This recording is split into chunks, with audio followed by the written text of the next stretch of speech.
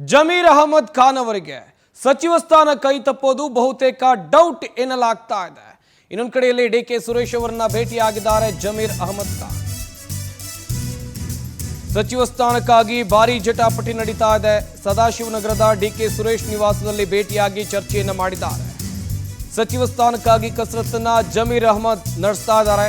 ಈ ಹಿಂದೆ ರಾಜೀನಾಮೆ ನೀಡುವ ಹಂತಕ್ಕೂ ಕೂಡ ಜಮೀರ್ ಹೋಗಿದ್ರು. ರಾಜೀನಾಮೆ ನೀಡುವ ಬಗ್ಗೆ ಆಪ್ತರ ಬಳಿ ಚರ್ಚೆಯನ್ನ ಮಾಜಿ ಸಚಿವ ಮಾಡಿದ್ದಾರೆ. ಹಾಗೆಯೇ ಮುಂದೆ ಏನಾಗಬಹುದು, ಆಗ ಮಧ್ಯಪ್ರವೇಶ ಮಾಡಿ ಸಿಎಂ ಮತ್ತು ಸಾಕಷ್ಟು ನಾಯಕರು ಮನವೊಲಿಸುವಂತ ಕೆಲಸ ಆಗಿತ್ತು. ಸಿಎಂ ಡಿಕೆ ಶಿವಕುಮಾರ್ ಮಾಜಿ ಸಂಸದ ಡಿಕೆ ಸುರೇಶ್ ಅವರನ್ನ ಮನವೊಲಿಸಿದ್ರು. ಈ ಕಾರಣಕ್ಕಾಗಿ ಕಳೆದ ಕೆಲ ದಿನಗಳ ಹಿಂದೆ ಜಮೀರ್ ಭೇಟಿಯಾಗಿ ಚರ್ಚೆ ಮಾಡಲಾಗಿದೆ.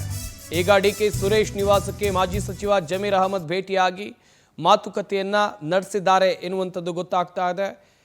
ಸದ್ಯ ಜಮೀರ್ ಅಹಮದ್ ಖಾನ್ ಡಿಕೆ ಸುರೇಶ್ ಅವರನ್ನ ಭೇಟಿಯಾಗಿರೋದು.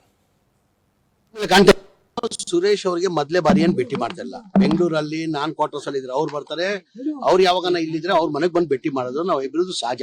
ತಿಂಗಳಿಗೆ 4 ಸತಿ ಭೇಟಿ ಮಾಡ್ತೀವಿ ನಾವು. ಎಷ್ಟು? ತಿಂಗಳಿಗೆ 4 ಸತಿ. ನೀವೇ ನೋಡಿರ್ಬೋದು, ಬಹಳ ಸತಿ ಅವ್ರು ನನ್ನ ಫೋನ್ ಮಾಡ್ತಾರೆ. ಅವ್ರ ಕ್ವಾರ್ಟರ್ಸ್ ಅಲ್ಲಿ ಇದ್ರೆ ಕ್ವಾರ್ಟರ್ಸ್ಗೆ ಬರ್ತಾರೆ. ಇಲ್ಲ ನಾನು ಇವ್ರ ಮನೇಲಿ ಇದ್ರೆ ನಾನ್ ಬರ್ತೀನಿ. ಮಾಮೂಲಿ, ನಮ್ದು ಇಬ್ರು ಸ್ನೇಹಿತ ಇವತ್ತಿಂದ ಇಲ್ಲ, ಬಹಳ ವರ್ಷದಿಂದ ಇರೋದು. ನಾವು ಏನ್ ಚರ್ಚೆ ಇಲ್ಲ ಸರ್, ನಾವು ಇಬ್ರು ಸ್ನೇಹಿತರು. ಗೊತ್ತುವಲ್ಲ ಏನಿಲ್ಲ. ನಾನ್ ಪದೇ ಪದೇ ಅವಾಗ ಹೇಳ್ತಾನೆ ಇರ್ತೀನಿ, ನಮ್ ಪಕ್ಷ ಹೈಕಮಾಂಡ್ ಏನ್ ನಿರ್ಧಾರ ಮಾಡಿದ್ರೆ ಅದಕ್ಕೆ ಬದ್ಧ ಅಂತ.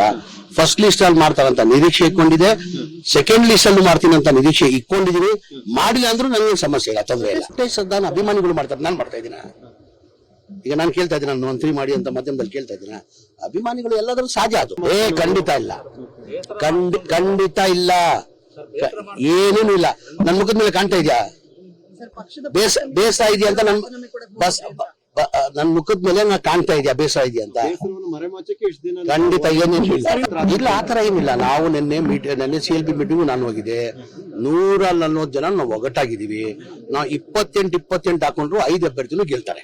ನಮ್ಗೆ ಅಡಿಷನಲ್ ಏನ್ ನೋಡ್ಬೇಕಾಗಿಲ್ಲ. ಅಡಿಷನಲ್ ಏನ್ ನಾವು 140 ಇದೀವಿ. ನಾವು 140ಗೂ 28 ಹಾಕೊಂಡ್ರು